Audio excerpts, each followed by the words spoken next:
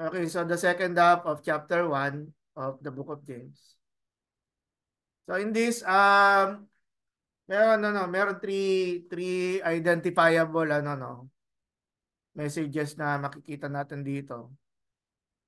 Because the first one is enduring temptation, and then becoming doers of the word. However, yung doers of the word, that includes yung yung carefulness of speech, no? And then there is this what we call true religion, or yung religion that is honorable, no? Honorable. So, in the opening of the letter, si James exhorted the believers to be patient, no? Patient in facing trials. So, yung trials and then yung temptation, they come from a similar root word, no? However, na-discuss ko na naman last time that trials has something to do with difficulties in life. Pero yung temptation, it is yung impulse na to mahulog sa kasalanan, Uh, in order for us to to disobey God, no, or act selfishly, no. Sabi ni Douglas Moo, note the verbal connections between verses 2 and 4 and then verse 12. So yung trial occurs in both verse 2 and then verse 12.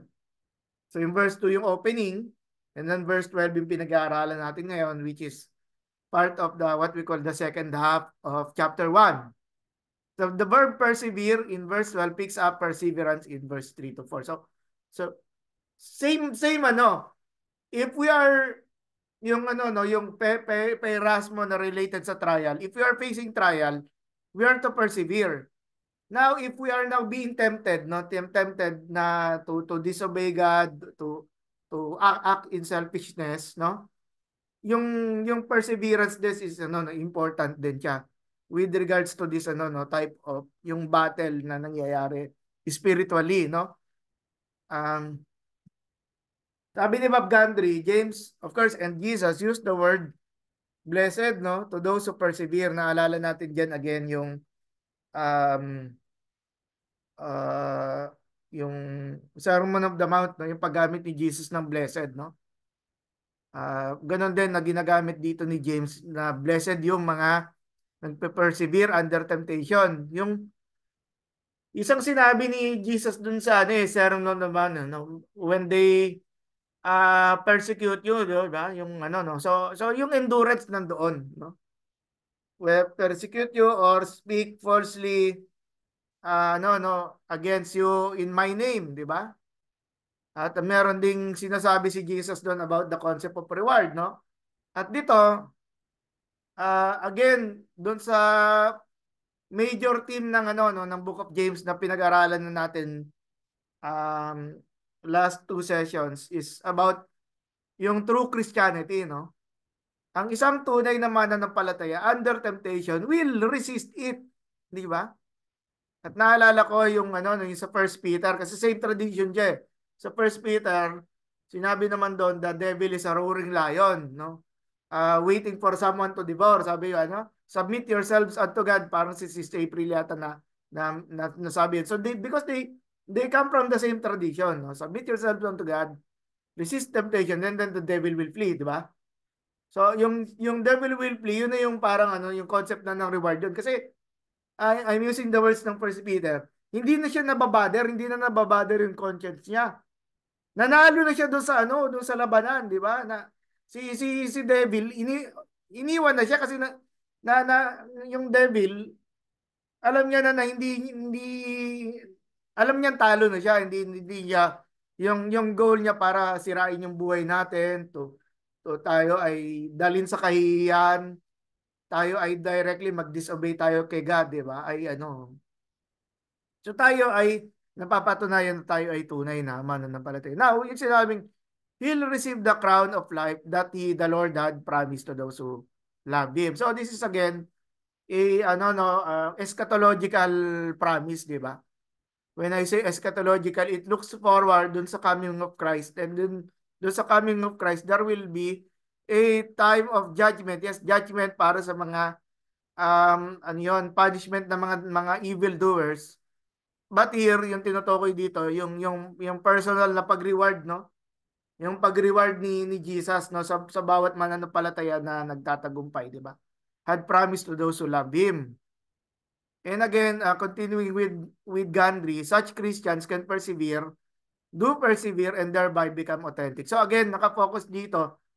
Hindi ko lang alam kung si Bob Gandhi ba reform ba to or what, pero para nakikita natin dito, napapangiti si Avery na para nakikita mo dito yung ano no, yung sinasabi niya na di kasi yung pip dun sa ano, di ba? Sa Calvin Tulip yung perseverance ng saints no. So again, perseverance goes back dun sa grace ni God, di ba? Ito yung grace ni God enables, no? Gives the ability for true believers to ano no to persevere, di ba? At thereby becoming authentic Christian. So yun yung again, yun yung ano no, yung repeating word na makikita natin sa ano no sa 5 chapters na ano ng Book of James. Again with Douglas Mo, James is suggesting that the Christian must practice steadfastness. Pagtitiis. At yung steadfastness has something to do with standing firm sa yung example na ginamit ni Paul sa Ephesians no when he was talking about the armor of God, di ba? Yung sinabi doon yung wear the shoes no of the ano no yung preaching ng gospel no. And then later on sinabi to stand firm kasi ang tinutukoy na doon yung itong mga shoes na ito na ginagamit sa digmaan sa labanan ay ano no hindi po pwedeng magsusuot ka ng sapatos na pudpud yung ano no madudulas ka, di ba?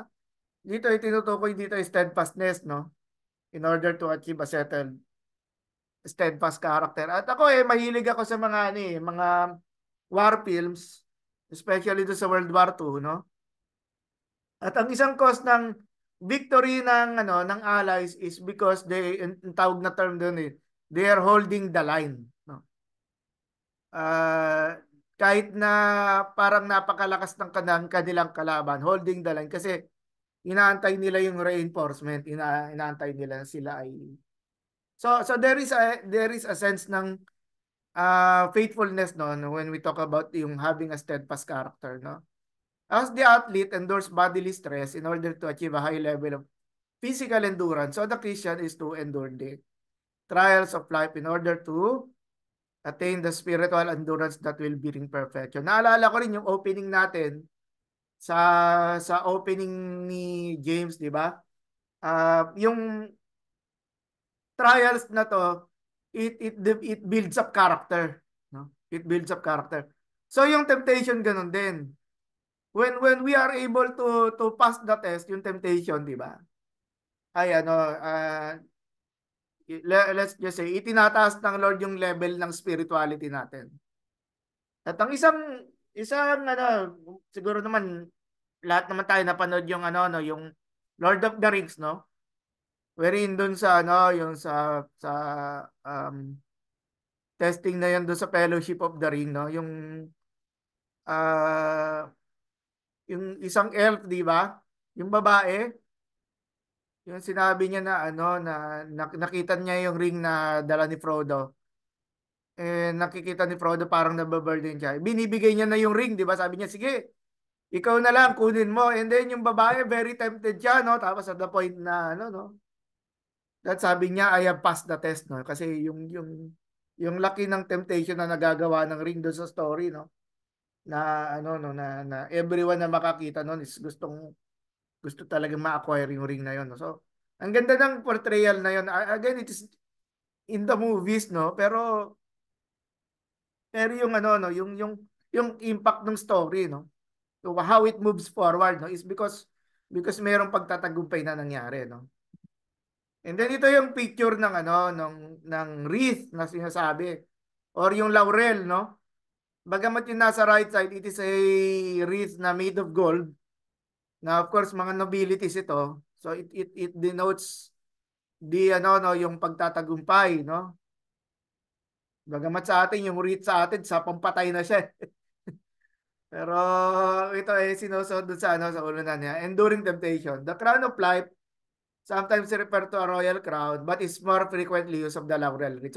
So again sa interpretation natin ng Bible, wag tayong kasi when we talk about it, kasi kung na-associate natin yung James with First Peter, sa First Peter kasi nababanggit doon yung royal priesthood, no? Yung royal priesthood, which is not part of the discussion dito sa James, no? However, there is this essence of faithfulness na nagtatay up both sa James at saka sa First Peter. However, dito, when we, kunyari, natatalakay natin to or we preach nito sa ating mga discussion, hindi po ito yung crown of life na to po ay hindi crown to dominate, no? Or to colonize, no? Kung hindi, this is a crown na ano, it symbolizes glory and honor, no? At saka doon sa mga nananagumpay because of their hard work, no? Hindi yung dahil lang ano, dahil lang anak ka ng dating presidente.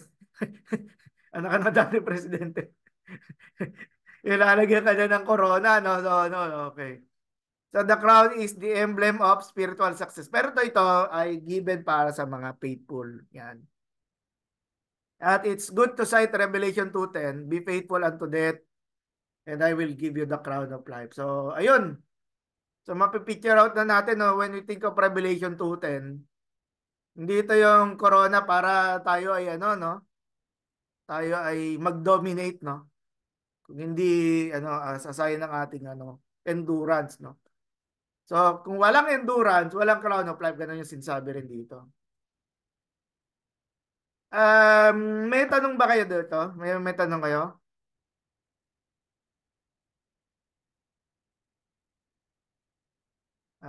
Wala naman nagre-raise ng hands again. So, becoming doers of the word. So, again, this is nasa chapter 1 pa lang tayo, but it prepares, no, yung discussion, yung malalim na discussion doon sa chapter 2 na, ano, no, yung ina-argue ni James na, ano, no, yung faith, no, yung if you have faith, pero walang works, no, sabi niya, I will show to you, no. So sabi ni Patrick Artin, the Creator is unchanging. So God is identified with the qualities of stability and consistency. However, nakakontrast siya sa tao. Ang tao pabago-bago ng isip, no? At ang ganda ng ano ang ganda ng sinabi sa Timothy, no? Na if ano no, if uh, yung tao daw ay maging faithless, no? God will remain faithful because he cannot deny himself. So ang ganda, no? Ang ganda ng pag-describe sa kanya ni Paul, no, when talking about the faithfulness of God, no. So yun, so si James contrasts God with the doubter and then the double-minded person. So God's gifts do not bring forth evil and death, but rather it brings goodness at saka life. At kaya nga siya tinatawag the grace of God. And again, it goes back do sa contrast na God does not tempt, di ba? Na sasabihin ng tao na tinetempt ako ng Diyos. So that's not true. That is not theologically acceptable, no? Even when we talk about the sovereignty of God, no? Hindi natin makita in any part of the story ano no na God ay ng ano, that is an exclusive work ni Satan, ano? Yung temptation, ano? But rather goodness and life. So again, ang dami nating mga verses, no, when we think about the generosity of God, no? The generosity of God. We think about his grace, yung mercifulness niya, um um uh we think about the grace gifts, no? What else? Yung kay Hartin, there is a line of thought that connects this passage with the next, no? Yung sinasabing quick to hear, slow to speak. Kasi 'di ba, becoming doers of the word. Doers of the word is something to believe, no? Yung listening. Kaya ewan ko kung applicable ba ito sa mga natutulog sa chapel, no? Pag nag-applicable ba ito? Pero kasi paano nga naman makakapakinig kung ano, no? Kung nagsarado yung tenga, no? And then slow to speak. Tapos is slow to eager. So slow to speak and slow to eager are makita natin directly connected. So yung nasabi natin about metaphors, no, yung physiology, no, yung mga katawan ng ano, mga bahagi ng katawan ng tao ay mahalagang ano, no, mahalagang example na ginagamit dito na ano no ng ano ng manunulat no. Gusto kong i-point out ito importance no kasi ayoko mawala tayo doon sa concept ng faithfulness no, which is arguably yung paggamit ni ni James no kay Abraham no as an example, and even si Job no, si Job tinitempt na siya ng wife niya no, ba ano na, sumpahin mo ng Diyos para mamatay ka na. Merong isang pananaw sinasabi tinutulungan na raw ni yung asawa ni Job kasi pag sinumpa ni Job ang Diyos, di madededo na siya, di tapos na yung kahirapan niya. So pwede raw yun aspeto ng pagtulong no at pagmamahal, pero bahala na kayo paano yung. So yung faithfulness ay endurance ng trial, di ba? Yung resist temptation, yung do not be double-minded, no? Ay ano siya, it really goes back do sa discussion na tayo ay maingat, no? Yung pakikinig natin maingat, tapos pag-isipan mong mabuti, no? Ano yung sasabihin mo. Again, di ba, pupunta siya doon sa discussion na ano, yung warning na maging teachers tayo lahat, di ba? Kasi malaki ang ano doon, yung responsibility na connected dun sa ano no, sa mga nagtuturo at sa akin bilang ano no, yung teacher dito sa class na to. Laging ano no, it's a big honor sa akin kasi kayo mga teachers din kayo eh. Kaya naman ano yon ito'y mensahe na hindi lang para sa akin, para sa ating lahat. At pinasok ko rin dito yung hardship no due to poverty. Di ba? Napag-usapan na rin natin yung last meeting that isang malaking temptation para sa mga nasa kahirapan yung ano yung magnakaw ka na lang, 'di ba? Mandaya ka na lang, 'di ba? Um kasi nga dahil sa ano no, hirap mong buhay tapos yung nga yung gutom no na ano. Kaya naman malaking factor talaga dito yung At saka ano, yung pagiging aburido, 'di ba yung parang pag mahirap kasi yung buhay, 'di ba? Parang ang daling maging aburido sa Oo, buhay eh. oo, oo, yung grumbling. Parang galit ka na lang palagi, opo, grumbling. Oo, yung 'di ba yung ano no, sa Book of Hebrews naman 'yon, yung ginagamit yung ano no, yung reference do sa Old Testament, yung the Israelites while they were in the wilderness. Thank you, thank you. Sis April, ang ganda ng ano no, ang ganda ng pag-associate mo dun sa ano no, sa situation. At ano, yung prayer ni David, 'di ba? Nalimutan ko saan 'yun eh, sa Sab ba 'yun or what na. Ano 'yun, wag daw siyang masyadong mayaman, 'di ba? Na malimutan niya ang Diyos. O kaya naman masyadong mahirap na ano no, yung ganun din parang kalimutan din yung Diyos eh. No? Whether ikaw ay nasa kayamanan ano, yung extremes ng life no. Nandun talaga yung nakasentro talaga becoming doers of the word no. Becoming doers of the word. Nandun talaga yung again ano yun? Yun talaga yung solution no, class no, yung faithfulness yung solution talaga nandun sa word of God eh. Sabi ni William Bronson, no, the second, James explains what it means to be a hearer only. It is self-deceiving, having a religion that is empty and foolish. Kaya Harty naman, practical that the image of a mirror lends itself to a comparison with moral conduct. Yung. So now si Harty here is now interpreting the metaphor, di ba? Kaya ang ganda eh, kanina diniscuss ko ito yung mga metaphor. So now, tayo rin eh, you and I, tayo yan, yung paggamit natin ng ano ng metaphor. Kaya akong prayer ko, ang prayer ko dito sa case na to na, muna, sorry. Ang prayer ko sa atin when we preach the book, yung book of James, no? Yung metaphor na ginamit niya, yun din yung example natin. Yun yung ano no, I know may ko-connect natin ito dun sa ano no, yung mga actual experiences, anecdotes, 'di ba? Stories in life. O kaya minsan mga hypothetical stories no, pero may pinapatungkulan ka naman ng miyembro dun sa loob, 'di ba? Hypothetical. Maganda nga gayahin natin yung example na ano ni James, matutunan natin how ano no, how easily makarelate. At ano, wala naman problema sa akin kung i-echo nyo yung napag-usapan natin dito in class, na si James ay gumagamit talaga ng mga examples sa kanyang congregation para madaling matandaan, ano. So again, ang ano yun ano yun, parang naalala ko na naman din yung sinabi yung ano no, yung si Paul, di ba? The word, yung ano no, yung ano no, yung it is by yung word no, when we confess, di ba, our sins, no? Kasi David, the word of God is close to you, di ba? Napakalapit na ng word of God. So ano, so yung ano, yung picture at tawag pa ba?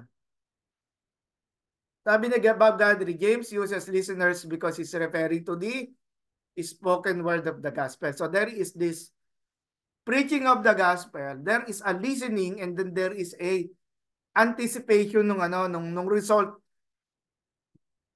Kaya ano mapalad yung mga teachers na nandito mapalad kayo kasi tayo yung nagpapahayag ng mabuting balita ng Diyos tayo yung ginagamit ng Diyos para ang tao ay magiging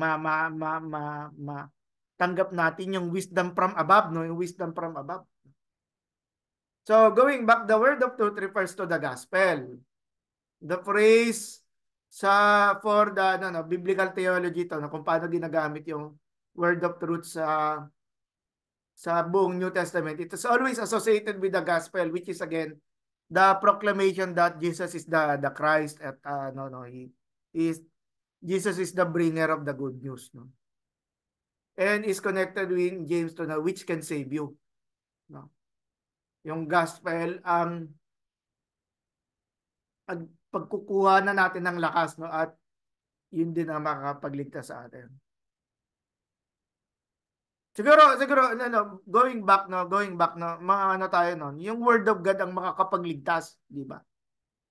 Bagamat yung works, it's not yung ano, yung works ay manifestation ng mga ano no ng active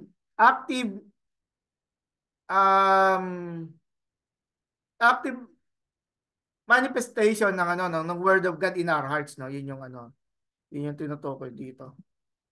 So, Christian, kasi gamit na naman yung metaphor ng ano no ng mirror. A Christian who forgets the face of his birth, that is the new identity he got at conversion. So naturally, this forgetting will issue in misbehavior in not doing the word. And again, ang resulta is unfaithfulness. Kaya lalo natin na-appreciate yung sinabi nung author ng Hebrews, no? Fix our eyes to Jesus, di ba? The author and finisher of our faith, di ba? Or the author and perfecter of our faith. So, ganun talaga ka ano no importante no sa Lord yung ano no yung really paying attention to no to the word of God, no. Kaya kailangan na bang time na mahaba pa. And then si Douglas Moo, this new birth is motivated by the sovereign determination. Ito. We will be talking about salvation history. Di ba? Doon sa mga under sa akin sa biblical theology class ko, sila Conrad, no? Salvation history at saka nga si Conrad nga yun yung sa sa Old Testament, no? So whose will, unlike the creation he made, is unvarying. The instrument through which God accomplishes this spiritual birth is the gospel, the word of truth. So again, yung word of truth ang secret, no? Para ma-solve yung universal problem of sin. And the purpose of this birth is that Christians should stand as the first installment in the universal redemptive plan of God. Good gifts that He has yet to give. So again, ang nagre-resound sa ating discussion dito yung yung born again experience. Born again experience na may kinalaman sa no, yung sa conversation ni Nicodemus at ni Jesus, no. Yung ang espiritu ng Diyos yung talagang no, mag-initiate, no, born of the spirit kasi yung tinutukoy doon. Tayo rin ay kakarugtong ng becoming doers of the word. Ito 'yon. Slow to speak. Exaggerated naman yun. Sabi ni Douglas Moo, true Christianity is seen in its works. And And most likely, tayong lahat ay mag-agree dyan. James calls believers to recognizing God's word the demand of obedience, no, that comes to all who claim the blessing of the new birth. Again, the word demand of obedience. So hindi ito random na dahil iniligtas tayo ni Jesus, no? Malaya na tayong gawin yung ating gusto. No. No. At doon ginamit na yung word na law, no? Yung law is really to remind us na tayo no to behave, no? In a manner that is fitting to God's design. Proverbs 17, the one who has knowledge uses words with restraint. And whoever has understanding is even tempered. So, papunta siya doon sa sinasabing slow to anger. No? Hiramin ko yung sa Ecclesiasticus, no, which is sa apocryphal or intertestamental literature, Sirach 5, be quick to hear and be deliberate in answering. If you have understanding, answer your neighbor. But if not, put your hand on your mouth. Yan daw yan. Glory and dishonor come from speaking. And a man's tongue is his downfall. So, downfall dito, para kay James, yung fire na nagkukos ng ng sunog. Malaking sunog. Again, for Douglas Moo, the prohibition is of our unrestrained anger is based on the fact, no, yung maingat tayo sa ating galit, that anger does not produce the righteousness that God desires. However, lagi kong naalala, pag kunyari galit, merong kaisipan yung tao na yung pastor daw bawal magalit, no? Ewan ko na. Pag na-dehumanize tuloy tayo yung mga pastor, na, di ba yung part ng pagiging tao, galit, nagagalit din tayo. Pero ayun nga, na sinasabi, maging maingat. Ano rin, di ba? Si Paul sa Ephesians, di ba? Na mag-ingat na yung anger daw, yung lulubog na yung araw, galit pa rin tayo, no, sa ating kapwa. No? So, ang tinutukoy doon ni Paul, makipagbati na tayo habang maaga, no? At of course, sinabi rin ni Jesus yan, di ba? Na yung nag-harbor tayo ng galit sa puso natin, sa Sermon of the Mount. Balikan natin si Bob Gundry na kanina nagamit na example, si Pastor Julius yata natouch niya to, yung breedling stands for uncontrolled speech, no? For example, the hot-tempered speech, yung isa hindi mo na control. Yung isa naman, galit na galit ka at nakakapagsalita ka, no? Such speech renders religion the rituals of prayer. Kasi ba, yung bibig din yung ginagamit natin to worship God, eh. To worship God, yung pagtuturo na salita ng Diyos, di ba? And then yun, bakit despite a person's thinking is commendably, may mga tayo. Sir, is anger sin or the result of your response? So, Pastor Justin, yung anger is an emotion, no? At kahit sa Bible pinakita doon si Jesus nagalit, at sa Old Testament din yung portrayal kay God ay nagagalit din siya, no? Pag hindi tama yung ginagawa ng kanyang bayan. However, merong anger na nagli-lead sa kasalanan. Yun yung bagay na iniingatan natin, no? At ang isa nga dito, yung anger na iniipon natin sa puso natin. Ang ganda kasi 'di ba ang metaphor na ginamit dito is spring. 'Di ba? Bumubukal. Lumalabas yung tubig. So pag galit ka, 'di ba?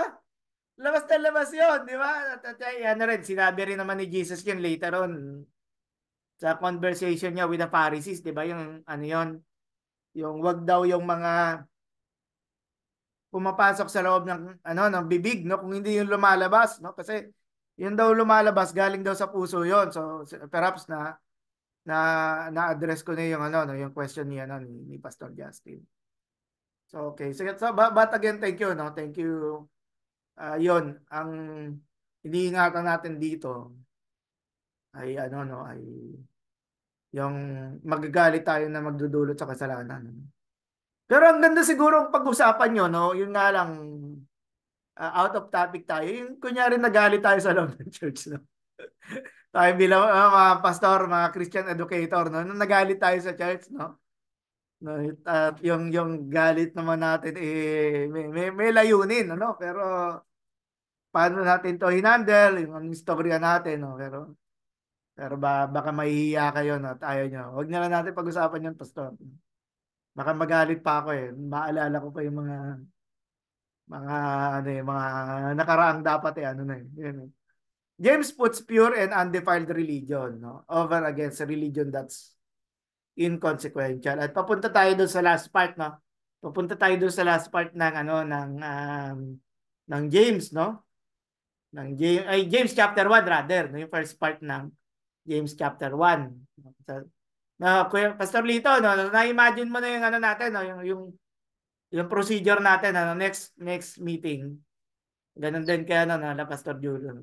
Chapter 2, Opo. Brother Ogie. Opo.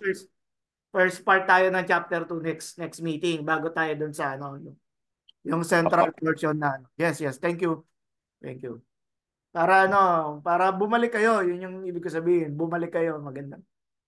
And then yan.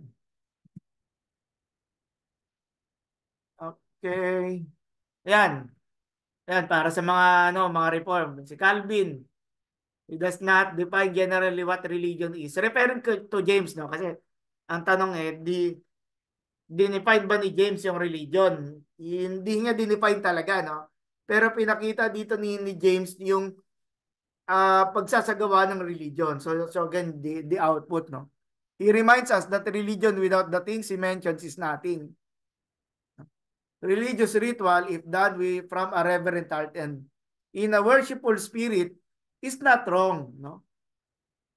And God's word cannot be done unless it is first heard. Pero again, ang ganda eh, yung ano, no, yung next meeting, yung pine-prepare ko na lesson about yung sa Leviticus 19, no, yung love your neighbor, no? Love your neighbor. Ang ganda eh, kasi isang tinatalakay doon when ano, no, pwede nyo naman buksan yun, no, yung Leviticus 19 sa chapter na yon ay pinag-uusapan doon yung social ano eh, no? Social righteousness eh, no? Justice for the poor, na pag kunyari mag-aani ka doon sa mga marunong magtanim dito, di ba? Ay ano, wag mo raw i-over harvest, no? Magtitira ka doon sa ano, no? Magtitira ka sa mga nag-iira para meron naman silang pulutin para ma-ensure natin na sila ay makakakain din. At ano din, pag-usapan natin yung sacrifices, no? Yung sacrifices kasi kunyari nagkakatay ng baka. Kaya laki-laki nun, baka pinag-uusapan, ano? So may portion doon sinusunog, pero malaking portion doon ay naibigay para yung mga mahihirap na sumasama sa pagsamba eh nakakakain din sila, nakakatikim sila ng baka. So again, buhay, no, yun yung goal ng ano no, ng mga usapin na ito. And then true religion is care for orphans and widows is commanded in the Old Testament as a way of imitating God's own concern. So ang tawag natin dito modeling, no? God is a model as a father na nagpapahalaga sa ano. So ganun din dapat ang susundin ng mga mananampalataya. He is the father to the fatherless, the defender. Sinite ko na dyan, sub 68, no? Father of the father and protector of widows is God in his holy habitation. So he is watching over, no? And again, ang Diyos ay hindi naman naguhulog ng ano, no, ng tinapay, no? Unlike nung nangyari sa desert, no, sa ano, no, sa Israelite while they were in the wilderness, no. So, ang tinutukoy natin dito, yung mga mananampalataya, no. The faithful people of God ang gagamitin, no, para tayo ang mga laga ng ano, no, ng mga naulila at saka yung mga ano, mga balo. Isaiah 1, imagine nyo, no, point Isaiah chapter 1, no? Ang Isaiah 66 chapters pero nasa beginning pa lang ng ano, no? Yung opening message ng chapter 1 sa Isaiah, wash yourselves, make yourself clean, remove the evil of your deeds from before my eyes, cease to do evil, learn to do good. Before God, yung remove the evil of your deeds, no, is language from Deuteronomy, no? Ang sinasabi sa Deuteronomy, di ba? Ano yun? Purge the evil from among you, no? And then ano yun, paano natin magagawa? Learn to do good, seek justice, correct oppression, or in other words, ano talaga, no?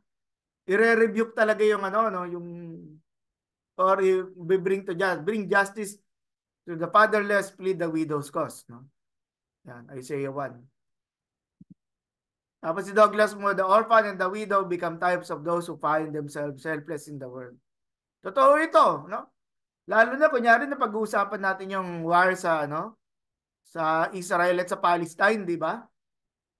Totoo ito at nakakalungkot na katotohanan yung nagiging result lagi ng digmaan. Patayan eh, may mga magulang na ano eh, na namamatay, no?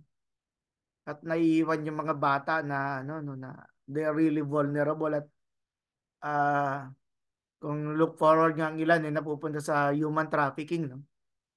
Kaya maawa ka talaga sa ano, kalagayan na, no? And then Christians whose religion is pure and faultless will imitate their father by intervening to help the helpless, no? So again, social gospel pa rin tayo doon. So moral purity is another hallmark of pure religion. To keep oneself from being polluted by the world means to avoid thinking and acting in accordance with the value system of the society around us. The society reflects by and large beliefs and practices that are unchristian, if not actively anti-Christian in the sense. Still with Douglas mo, the word that graciously, kasi the word of truth mo, the word of truth, balikan natin. The word that graciously and powerfully creates born-again Christians is also the word that demands deep-rooted and widely expressed obedience. But this obedience is itself also the product of grace. Without the grace of God, wala talagang obedience na magte-take place, no? At yun yung sinasabing Christianity as a result of repentance, no? And acceptance of the Lordship of Christ, no? God plants His word in our hearts. So yung ano, again, metaphor, no? Yung metaphor ng agriculture.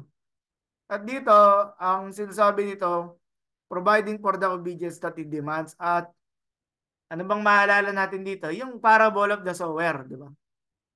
Na yung si God yung ano, yung farmer.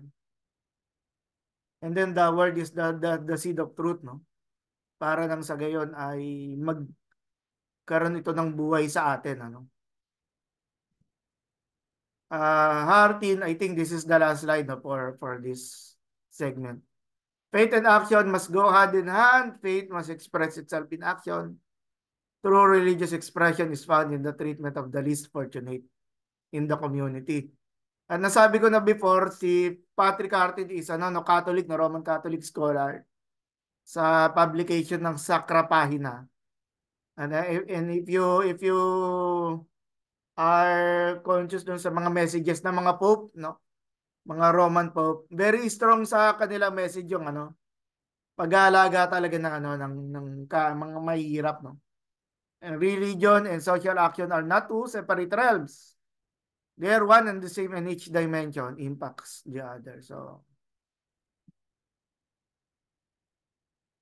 guide question, no? Ano tayo? Sharing tayo dito. Focusing on the how.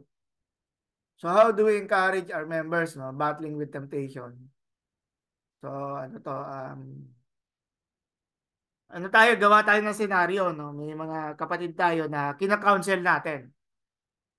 At nagsabi sila, of course, humingi sila ng tulong sa atin kasi tayo yung mga spiritual advisors nila. Paano, anong pwede nating maitulong dito? Iba-iba to, no? You do not need to be very specific, no? General ito, no? General na terms ito. And then pangalawa, how do we urge our members to be careful of their speech? So ano to, no, practical. Kasi again, the book of James is looking for practical applications, di ba? And that is not surprising, no? And then what should the church do or doing to care for our widows and orphans in our locality? Yan. So,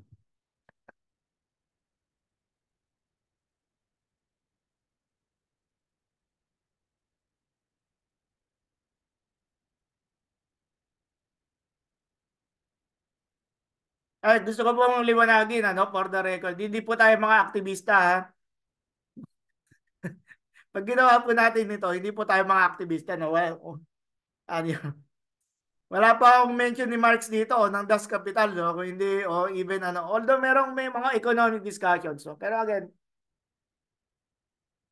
hindi po ito yung ano, tungkol sa, ano yun, yung capitalist doctrine na ano, no? Yung ano, no? Yung supply tsaka demand curve, no? Sige. Tinitingnan ko dito si Pastor Saldi. Ayan, Pastor Saldi. Kasi ito. Yes, sir. Sir, doon sa number one, focusing on how do we encourage our members battling with temptation. Sa akin, sir, sa scenario na to, pwede natin sabihin na lahat naman ng tao ay dumadaan sa temptation. Yun nga lang, iba-iba lang yung mga temptation na pinagdadaanan ng sa tao. Tsaka syempre, ipo-point out din natin na wala pang temptation o mga pagsubok na hindi pinagdaanan ng mga naunang mananampalataya. At ito ay napagtagumpayan na nga nila. At maaaring sasabihin din po natin na pagtatagumpayan din nila yan kung mananatili sila na tapat at nagtitiwala sa ating Panginoon. Ayan, sir. Sige, amen. Ayun. Thank you, Pastor Saldi. Anyone po, no? Raise lang kayo ng handa. Oh, sige, sige. Okay. Sir, ako po. Oo. Sige, Jazz. Ano sir, number one pa rin po how we will encourage our member to battle temptation. Encourage them to flee, to run away, sir. Kung nandiyan na yung temptation. And tulad ng ginawa ni Jesus Christ, to battle temptation, yun pa rin yung word of God. Labanan ng salita ng Diyos, marimay palagi. Sabi niyo nga po sir, kanina yung word of truth talaga yung yung solution sa any problem, especially sa sin of man. Yun po sir. Sige, thank you. Oo. Sa Manarid 19, di ba? Ano? Ayun. Tama ba yun? Sa Manarid 19 ba yun? Yung di ba, yung ano? Yung the word I hid in my heart, no? So that I will not sin against you, no? Sige. Pastor Lito, parang nag-unmute ka kanina. Pastor Lito. Yes po.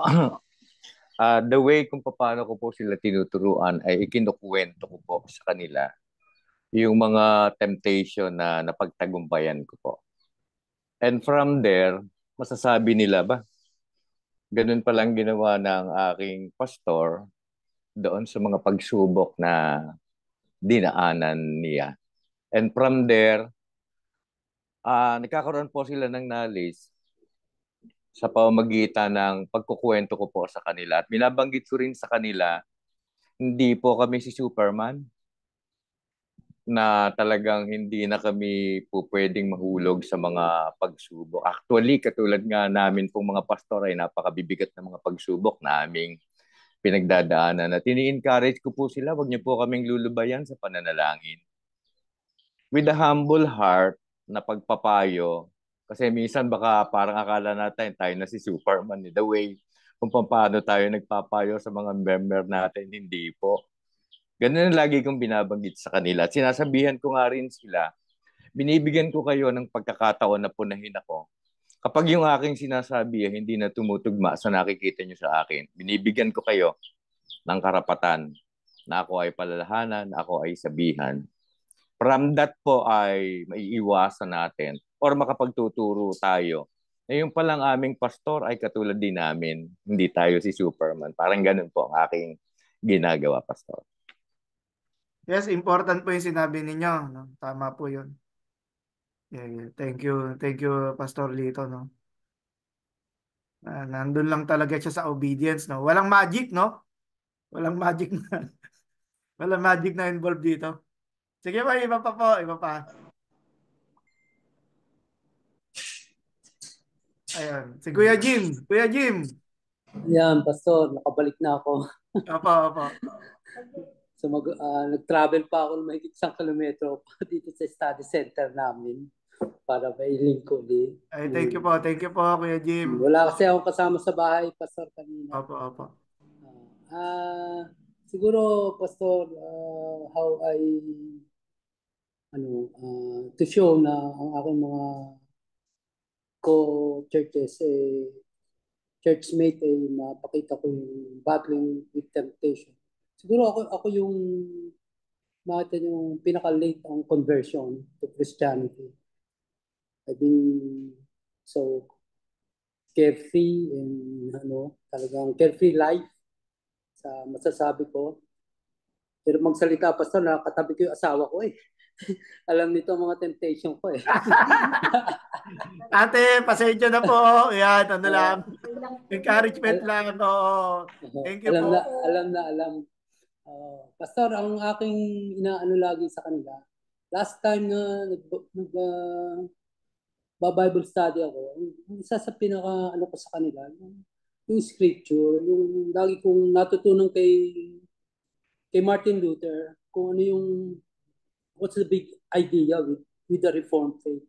Ayun yung laging nag-ano sa akin, coram deo, living a life in the presence, in the face of God. Yun lagi.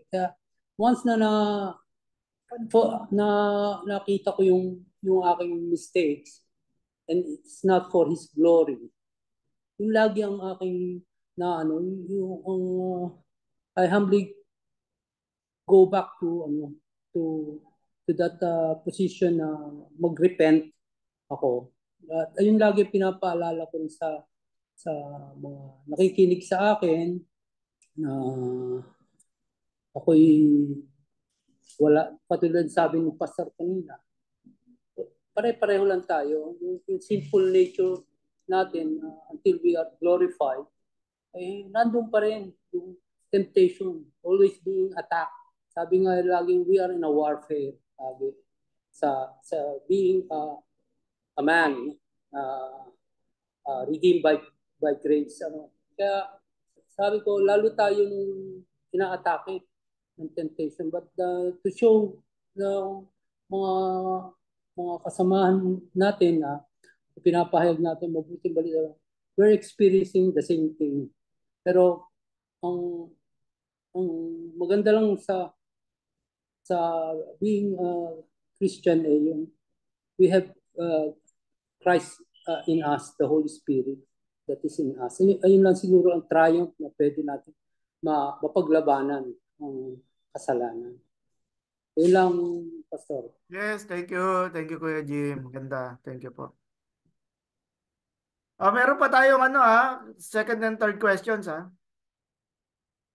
Sir, sa akin po siguro about dun sa temptation. Yes, Kuya Jerry. Apo. Alam naman natin sir na yung sa akin po sa nabasa ko po kasi yung temptation daw po is yung negative side ng suffering. Kung negative side po ito ng suffering, tapos yung halimbawa may nakaranas ng mga kapatiran, kagaya nga po nung sinasabi nung kanta, kung nakakaranas tayo ng pagsubok, ng temptation sa buhay natin, yung sinasabi po doon take it to the Lord in prayer. Isa po yun sa mabisang sandata or paraan na yung yung temptation na yun ay malalagpasan. And then siguro po kung alam na po natin na nagkukulang yung ating kapatiran doon sa pagkakaalam ng tama or hindi na nila naalala yung tama at mali doon sa buhay nila kasi minsan nga kagaya sabi kanina, minsan naaburido na, baka minsan gutom yung nagtutulak sa kanila para gumawa ng hindi kanais-nais na bagay, yung nagtitempt sa kanila, ay pwede nating ipag-pray at ipaalam sa kanila siguro na talagang wag gawin kasi alam naman natin yung masama at yung mabuti. At pag nahulog tayo doon sa temptation or sa kasamaan na yun na inaano sa atin ng kalaban ay talagang iba yung mapupuntahan natin. Kaya siguro po yung talagang the best is turuan silang laging manalangin, laging magbasa ng salita ng Diyos at ituro sa kanila yung katotohanan about sa good and evil nga kagaya nung ating napag-aralan kanina. At yung kadalasan din po yun na naririnig ko sa mga experience pastor po natin na kung saan ay talagang yung prayer po ang isa at salita ng Diyos ang isa sa pinakamabisang sandata to overcome those temptations po. Thank you, Pastor Jerry.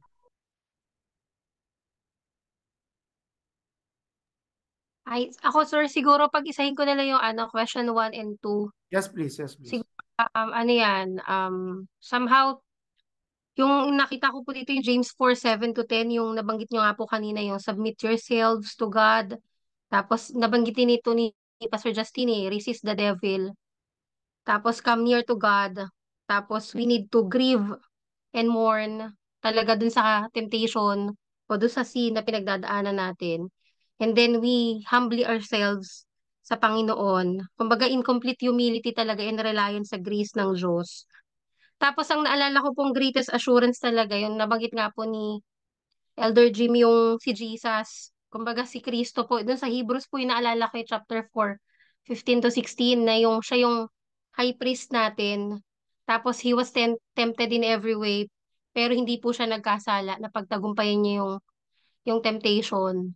Siguro yung victory in Christ po, ayun, yung panghahawakan natin. Tsaka yun, to really stay and be in the Word. Kumbaga, immerse ourselves dun sa salita po ng Diyos. Kasi sabi nga naalala ko po yung sabi nung ate ko nung Bible study namin kagabi, if we are in constant fellowship sa Panginoon, kumbaga parang wala na talagang room yung kasalanan o yung temptation eh. Yung consistency. Same thing din po yung speech natin kasi mababago yung ating puso, yung ating isip. So malamang po talaga yung ating speech din ay patuloy na mababago. So sa question number 3 po, yung ginagawa po ng church namin to care for the widows. Sa orphans po wala pa, pero sa mga byuda po, meron po kaming tinatawag na benevolence every end of the month. Nagbibigay po yung church namin ng small amount sa mga widows po dito sa church po namin. Somehow maging katuwang din dun sa kanilang pangangailangan po. Ayun po. Yes, thank you. Ang ganda. Thank you ng natutulungan natin yung mga balo. Sa describe ninyo dun sa inyong gawain sa Bulacan.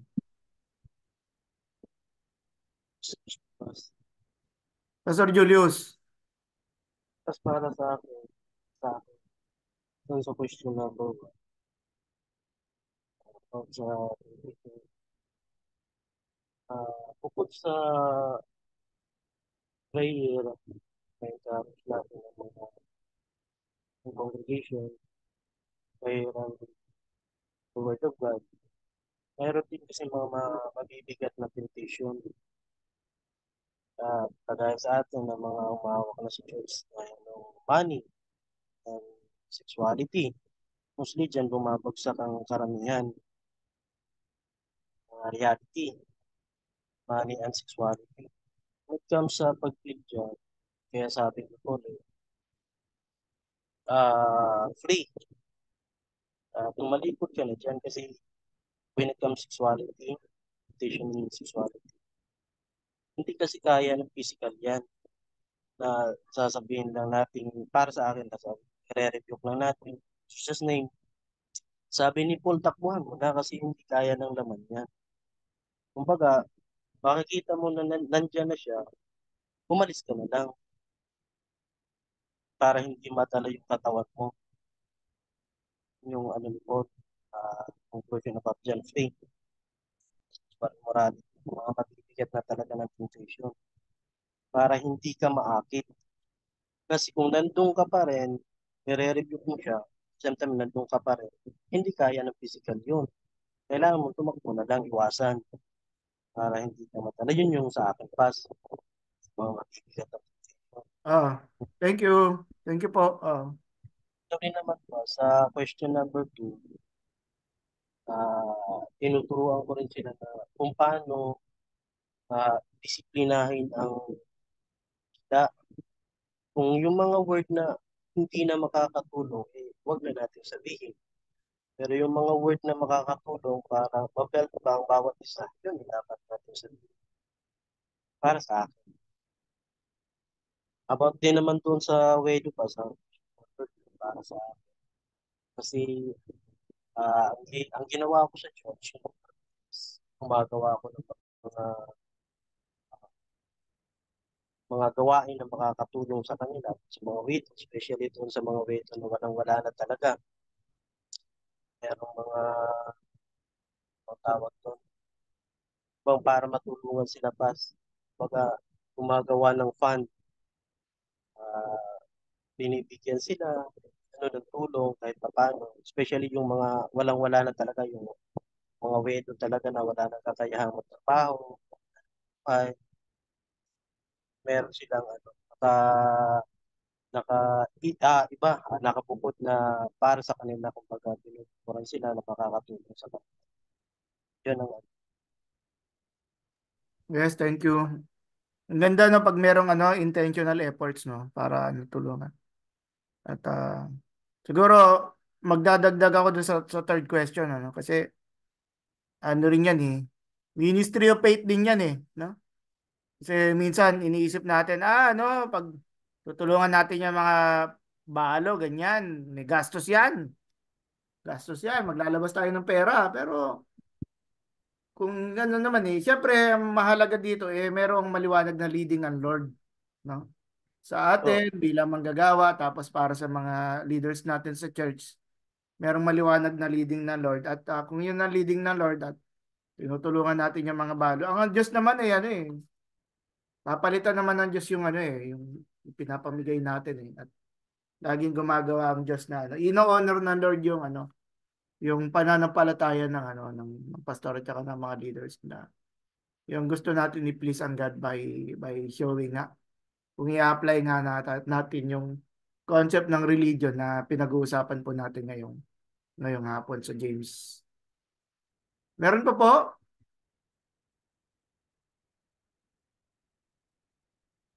Yung sa ano sir, sa yung kanina kasi hindi ko na ano yung 2 at 3.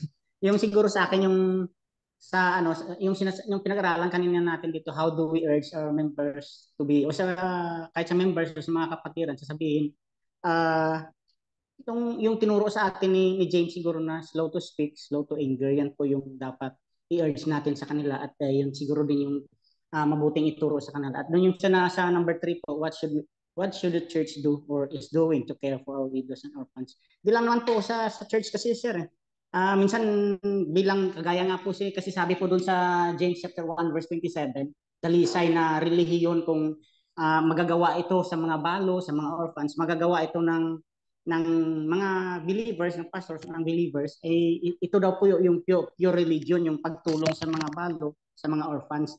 Yung may ano po kasi may nakilala po ako doon, alam po ako doon na isa siyang member ng church, pero hindi lang siya sa church tumutulong, kundi kahit yung mga sa kapitbahay niya mga balo, nakikita po niyang walang-wala, tapos meron nga po doon na parang, kumbaga, walang kakayanan yung mga magulang kasi hanggang ngayon wala silang, ano tawag ito, hindi na rehistro sa PSA yung mga anak nila, yung kapitbahay. Talagang nagpupursige siya para makagawa ng tulong, makapagbigay ng tulong at nilalakad niya yung ano, kasi wala nang kakayanan yung mga bata at yung mga magulang ay wala. Yan yun ginagawan po niya ng tawag nito ng paraan para matulungan po yung mga orphan na yun, yung mga bata na walang mga magulang. At saka yung minsan yung mga talagang nakakatulong din po siya kahit sa mga matatanda na walang-wala rin. Nagbibigay talaga sa pinupuntahan niya kahit paano na minsan siguro kahit may talagang kung para sa kanya parang isusubo na lang niya, hahatiin pa niya o bibigay doon sa iba. Parang ganun yung ginagawa niya. Kaya parang kumbaga ito'y nakita kong magandang halimbawa na talagang dapat magawa rin ng local church natin o ng mga church natin na magawa sa kapatiran, hindi lang sa kapatiran, pati sa labas ng church para mapakita talaga yung tinuturo sa atin ng Diyos na pag-alaga at pagtulong sa mga yung nangangailangan, lalo tigit yung mga balo. Yan po, sir. Yes, thank you sa addition. Yung pagsagot sa number 3 rin, yung sinabi ng Kuya Jerry.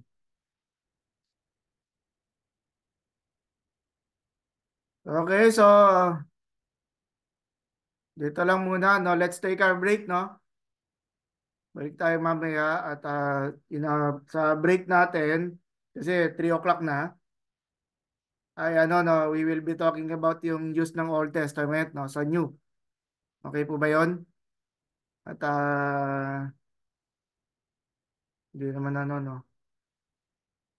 30-minute break, no? Balik kayo ng 3:30. Sige.